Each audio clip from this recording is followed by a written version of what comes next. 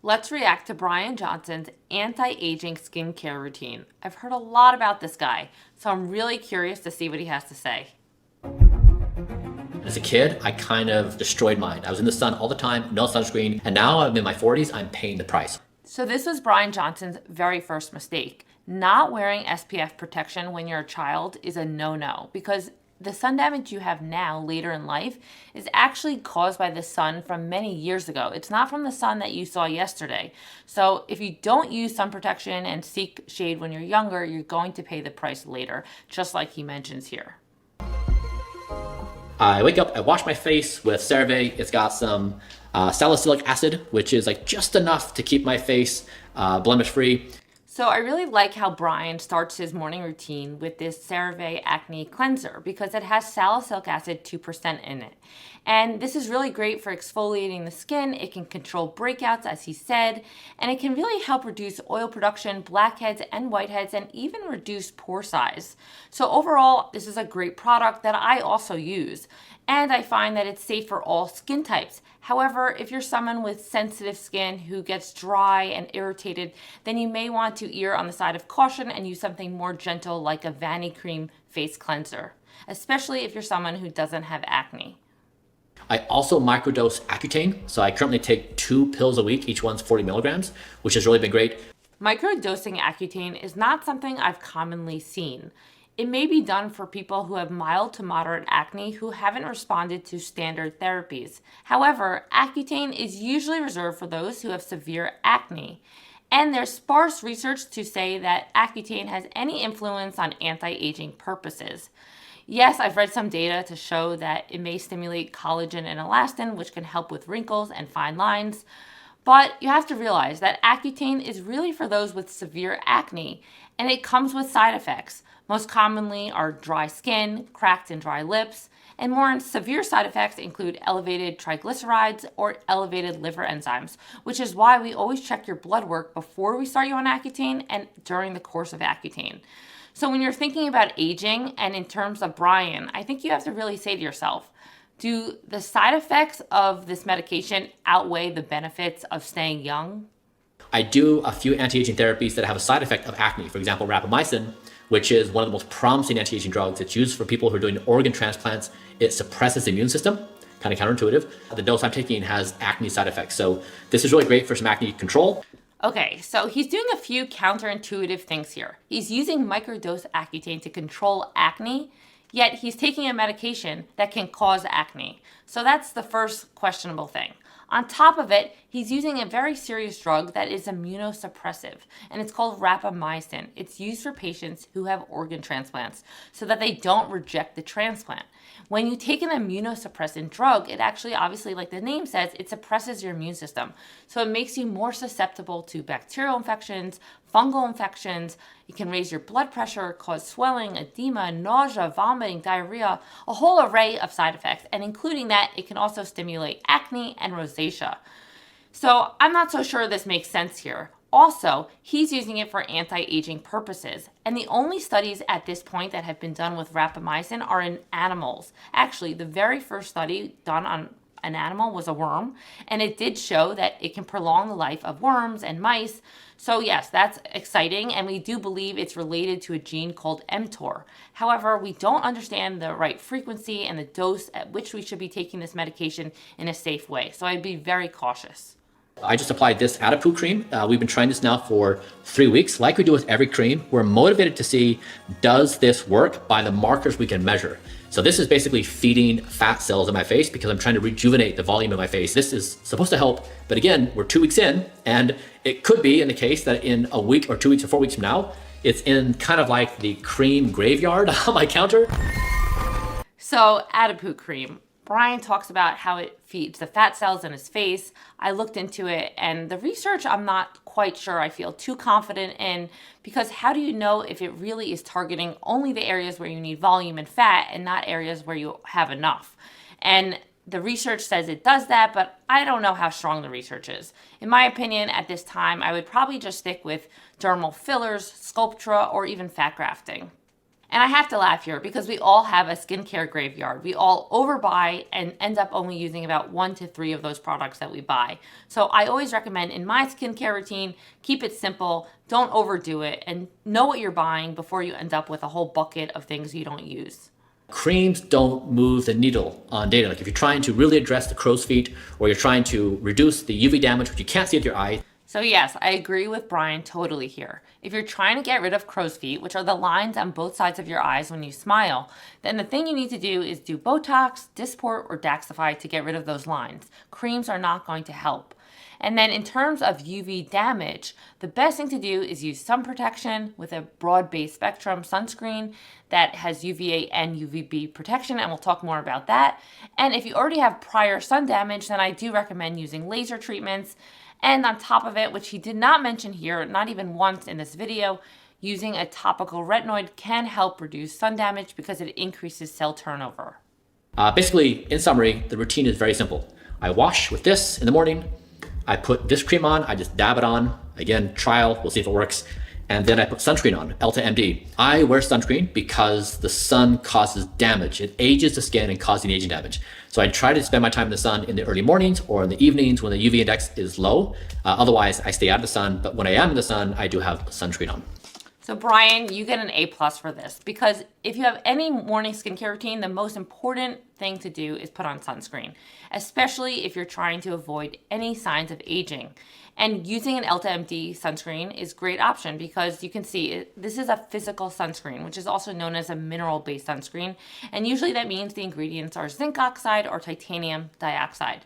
As I said earlier, you always want to choose a broad spectrum sunscreen because you can protect against the UVA rays, which are causing those aging, fine lines, and wrinkles, and also the ones that are UVB rays, which are B is for burns, and also ultimately those burns can lead to skin cancer or sun damage. So together you can protect against UVA and UVB rays.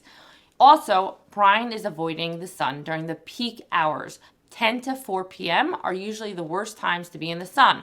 However, I'm not saying to go crazy here and, not be able to enjoy your day. If you are out during those hours, just make sure you use sun protection, use sun protective clothing that has UPF factor in it, wear a hat that is wide brim, wear sunglasses, and try to be in the shade as much as possible. You don't have to shelter inside completely. This device here is a clinical grade system that's typically in dermatology offices. It's called multispectral imaging, and it gives you this dashboard of, I think, 8 to 10 different biomarkers. When I started, it was pretty terrifying. I looked like a zombie face. You see all the damage. This multispectral imaging device that he's showing us is really fascinating. I actually had it done on my own skin when I was in my 20s. And it's able to show us the sun damage and signs of aging that we can't see with the naked eye.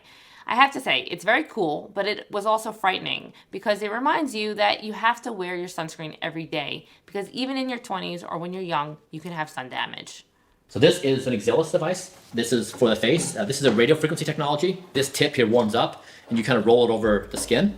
And it's used for collagen production and for tightening the skin.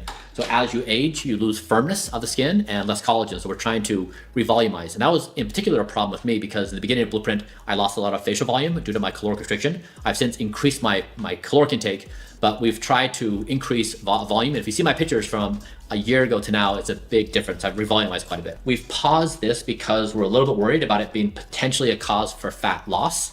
So Exelis is a radio frequency ultrasound device used for skin contouring as well as skin texture and tone and laxity. He does mention that he lost a lot of weight when he started his new company. And when you're doing calorie restriction, obviously you're going to lose a significant amount of volume. And this, by the way, is where Ozempic got that name Ozempic face. But this is with any diet or any restriction in your diet that causes significant fat loss because he's getting that hollowing as we can see in his video. So he said he put this on hold because this machine, this Exelis, can melt fat. And I have to be a little weary of this. Just like the Morpheus laser, I'm a little concerned that that can also cause too much melting of a fat and then eventually lead to volume loss for people down the road. We've become very recently positive on a technology called Tixel. We don't yet own the device, we're buying it now, but that uses thermal mechanical ablation. So it uses a titanium tip and it delivers these intense pulses of heat.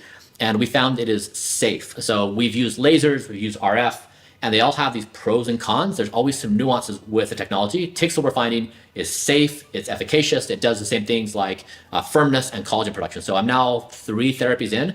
We like the results so far. So Tixel is not a laser. It's actually a device that uses thermal energy, which is high heat, and it's supposed to increase the firmness and collagen of your skin, reduce fine lines and wrinkles.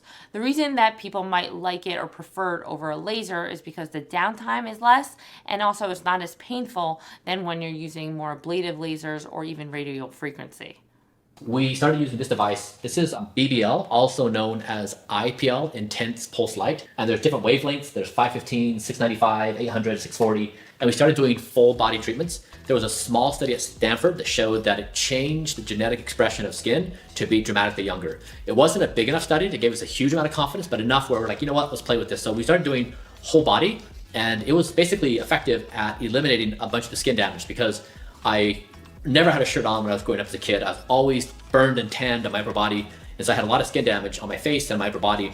And so I basically got my skin back to the majority of that skin damage being gone. So now Bryan talks about his next toy, the BBL, which is the broadband light laser, also known as IPL, intense pulse light laser.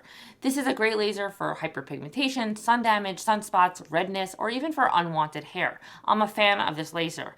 He talks about doing a full body treatment with a certain wavelength. And he also mentions a study done at Stanford University.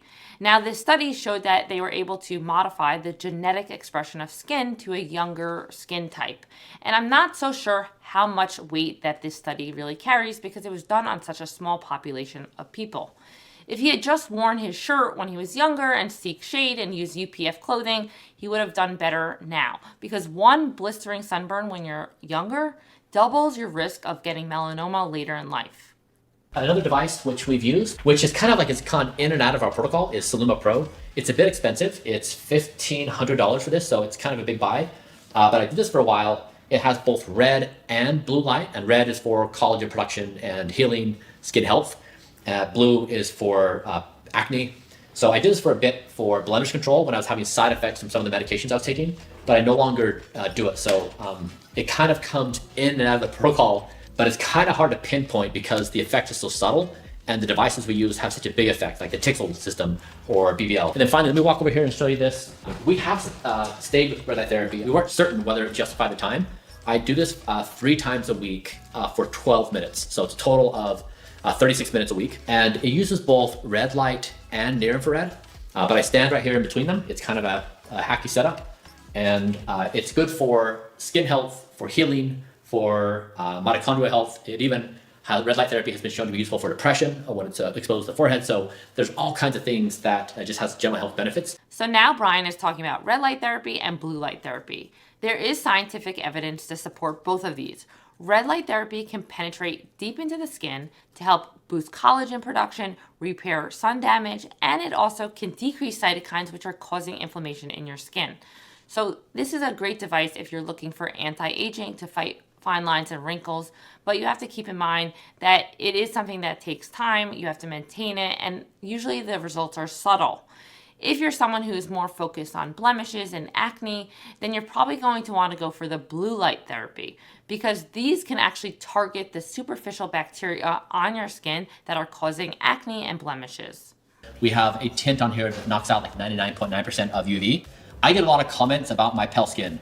I'm a vampire. That's what I'm trying to do, okay? But really, sun causes damage. It ages your skin. It makes you look older. So you don't want that. And what the objective of Blueprint is not to adhere to cultural norms of a tan. The objective is slowing my speed of aging and reversing aging damage. That includes sun damage. So Bryan is totally correct here. Sun damage causes aging, fine lines, wrinkles, and even worse, it can cause skin cancer. Using tinted windows is definitely like an added plus, but it's pretty extravagant to have them in your house.